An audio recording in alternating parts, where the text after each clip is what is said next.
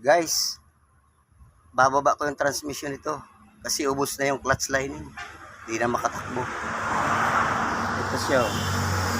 Isuzu na 10-wheeler Giga. Ayan ang haba oh. Galing Bisaya papuntang Nueva Ecija. Naubos yung clutch lining. Kaya di na makatakbo. Itong transmission niya, laki-laki oh. Bali itong bababa ko. Ayan. Ayan yung pang ilalim niya. Haba ng propeller. Tatanggalin ko pa yung propeller na yan. Saka ito may Telma brake. Ito Telma brake ito. Yung may hasang na yan. Telma brake yan. Yan. Kadugtong yan ng transmission. Bigat nito. Quality chimblackan ko ito. 5 tonners chimblack. Ito na munang babaklasin ko itong